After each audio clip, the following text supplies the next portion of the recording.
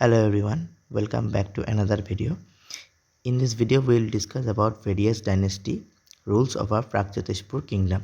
ठीक है, पिछले क्लास में हम लोगों ने देखा था कैसे प्रागज्योतिषपुर राज्य बना। आज हम अलग अलग डायनेस्टीज के बारे में देखेंगे। तो पहला डायनेस्टी जो इस प्रागज्योतिषपुर राज्य में रूल करने वाला है वह है दानव डायनेस्टी और द असुर डायनेस्टी। ठीक है, इसका फाउंडर माना जाता है महिरंग दानव को, जो कि एक नॉन आर्यन रूलर हुआ करता था। इनफैक्ट एंशियंट टाइम पीरियड में जितने भी असुर थे सबको नॉन आर्यन ही कंसिडर किया जाता था। महिरंग दानव को पहला लीजेंडरी रूलर कंसिडर किया जाता है प्रागज्योतिषपुर राज्य का। ठीक है, मोइरांग दानव की राजधानी हुआ करता था मोइरांग पर्वत, जो कि प्रेजेंट डेज में गुवाहाटी और शिलोंग के बीच में हो सकता है, बट इसका हमारे पास कोई क्लियर एविडेंस अवेलेबल नहीं है। ये सिर्फ एक एजम्पशन है। मोइरांग दानव एक पहाड़ी गुफा से अपनी एडमिनिस्ट्रेशन को रन करते थे। एक नॉन आर्यन रूलर होने की वजह से ये लग्जरिटी पे इतना फोकस नहीं रखा करता था। ठीक है, अब हम आगे बढ़ते हैं। अब हम देखते हैं लीजेंडरी रूलर्स का लिनियस, मतलब एक के बाद एक कौन सा राजा आया इस डायनेस्टी पे। ठीक है, तो आफ्टर मोहिरंग दानव नेक्स्ट राजा आया Hatakasur, then Sambarasur, then Ratnasur and then Ghatakasur. So in this lineage of king, Ghatakasur was the last king of this dynasty. Mohiranga Danav was the founder and Ghatakasur was the last ruler. Now next dynasty पे चलते हैं। Starting of Naraka dynasties rule और Naraka dynasties का जो start है वो हम देखते हैं कि आफ्टर दानव। ठीक है, तो ये जो डायनेस्टी है इस डायनेस्टी की फाउंडर को माना जाता है नरकासुर को।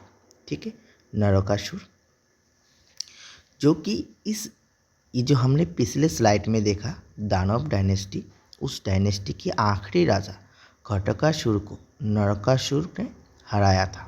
ठीक है, एंड प्रागज्योतिष राज्य पे नरकासुर ने अपना कब्जा कर लिया था। तो घटकासुर को हराने के बाद नरकासुर ने प्रागज्योतिष राज्य पे कब्जा कर लिया और धीरे धीरे नरकासुर का जो रूल है वो प्रागज्योतिष डायनेस्टी पे कंटिन्यूसली होना स्टार्ट हो गया। ठीक है, अब हम जान लेते हैं नरकासुर और नरका डायनेस्टी की थोड़ा सा बैकग्राउंड। तो बैकग्राउंड ऑफ नरका डायनेस्टी, ये जो डायनेस्टी है इसका फाउंडर नरकासुर, इसका जन्म हुआ था Varaha incarnation of lord Vishnu and Bhumi Devi और धरित्री देवी। ठीक है, तो अकॉर्डिंग टू पुराणों के अनुसार भगवान विष्णु के 10 अवतार थे। उन 10 अवतार में से एक अवतार था इनकारनेशन था वराह। वराह किसी किसी बुक में इसको हिरण्यक्ष भी लिखा हुआ है, सेम ही चीज़ है, संस्कृत में है और एक असमिस में। ठीक है, तो वराह अवतार से नरकासुर की जन्म होता है। उनकी माता श्री भूमि देवी थे। ठीक है, जन्म के बाद नरकासुर को एक आर्यन राजा, ठीक है, जो कि विदेहा में रूल करते थे, वो इसको अपने साथ ले जाते हैं। जैसे कि मैंने पहले बताया था, तो जितने भी असुर थे उनको नॉन आर्यन कंसिडर किया जाता है। ठीक है, लेकिन नरकासुर का जो बचपन था, जो चाइल्डहुड था, वो एक आर्यन सभ्यता में ही बिल्डअप हुआ, उसमें ग्रो किए, क्योंकि जो विदेहा का राजा था वो एक आर्यन कल्चर से बिलोंग करते थे। विदेहा का आज का जो लोकेशन है वो नॉर्थ बिहार है।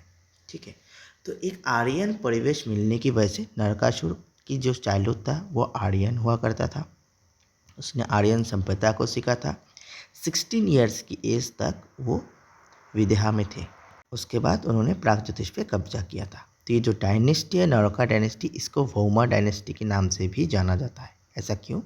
क्योंकि नरकासुर की जन्म भूमि देवी से हुआ था, इसलिए इस डायनेस्टी को भौमा डायनेस्टी कहा जाता है, या फिर नरका भौमा डायनेस्टी भी कहा जाता है।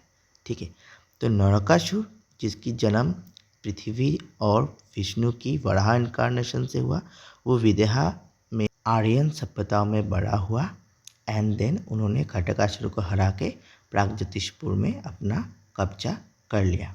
ठीक है, तो अभी हम लोग पार्ट 1 वीडियोस की कॉन्सेप्ट के आधार पे कुछ प्रश्नों की डिस्कस करते हैं। आप में से जिसने भी अभी तक प्रागज्योतिषपुर की पार्ट 1 वीडियोस नहीं देखा है वो जल्दी से जल्दी देख ले। ठीक है, चलिए, तो प्रश्न है कि from which of the following the reference of Pragjyotish kingdom can be known. तो इसमें 4 डेटा दिया गया है, जिस 4 में से हमें कौन से डेटा से या सोर्स से जो प्रागज्योतिषपुर राज्यों के बारे में जानने को मिलता है यह आपको बताना है। ऑप्शन ABCD दिया हुआ है। आप इसका आंसर जो है मुझे बताएंगे कमेंट सेक्शन में कमेंट करके। मैं इसका सही जवाब अलॉन्ग विद अदर्स क्वेश्चंस का भी जो जवाब होगा वो इंक्लूड करूँगा अगले वीडियो यानी पार्ट 3 में। चलते हैं क्वेश्चन नंबर 2 पर। क्वेश्चन नंबर 2 आपके सामने है कि who was the founder of Pragjyotish kingdom. ठीक है, तो यहाँ से आप आंसर्स बताएंगे। क्वेश्चन नंबर 3 पे चलते हैं। ये बताते हैं कि in Mahabharata the middle Assam was known as, कि महाभारत में मिडिल असम को किस नाम से जाना जाता था। क्वेश्चन नंबर 4 बताते हैं कि पहला लेजेंडरी रूलर प्रागज्योतिष किंगडम का कौन था। ठीक है, यह आपको बताना है। एंड चलते हैं क्वेश्चन नंबर 5 में, जो बताते हैं कि जो लीनियस ऑफ दानव डायनेस्टी है, इस लीनियस का अंतिम राजा लास्ट रूलर इस डायनेस्टी का कौन था। ठीक है, तो ये 5 क्वेश्चन का आंसर आप कमेंट सेक्शन में बताइए। मैं बताऊंगा इन 5 का सही जवाब आने वाले वीडियो पार्ट 3 में। ठीक है, अभी तक आप में से जिन्होंने भी वीडियो का पार्ट 1 नहीं देखा है वो कृपया करके पार्ट 1 देख ले। इन सारे कॉन्सेप्ट को पार्ट 1 पार्ट 2 से आप क्लियर कर सकते हैं। हम इसके बाद अगले क्लास में डिस्कस करेंगे administration of Narakasura and administrative reforms and कैसे नरकासुर को सप्रेस किया गया था बाय लॉर्ड कृष्ण के द्वारा। ये सब हम डिस्कस करेंगे पार्ट 3 में। ठीक है, तो आप में से जिन लोगों ने भी अभी तक ये वाला चैनल को सब्सक्राइब नहीं किया है आप लोग जल्दी से चैनल सब्सक्राइब कर लो और अगले वीडियोस को ज़रूर देखना। अगर आप लोग मेरा क्विज़ अटेंड करना चाहते हो तो टेलीग्राम में जाके सर्च करो @affairs assam। आपको अफेयर्स असम का लिंक जो है वो मिल जाएगा। आप उस ग्रुप को ज्वाइन करें। 1300 के अराउंड उसका मेंबर है। वहाँ आपको डेली बेसिस में क्विज मिलते रहेंगे। ठीक है, फर्दर और इन्फॉर्मेशंस एंड क्विज पाने के लिए आप उस ग्रुप को ज्वाइन कर सकते हैं। इस चैनल को सब्सक्राइब करिए। अगर वीडियो अच्छा लगा है तो आप अपने दोस्तों के साथ इसे ज़रूर शेयर करिए। Thank you everyone.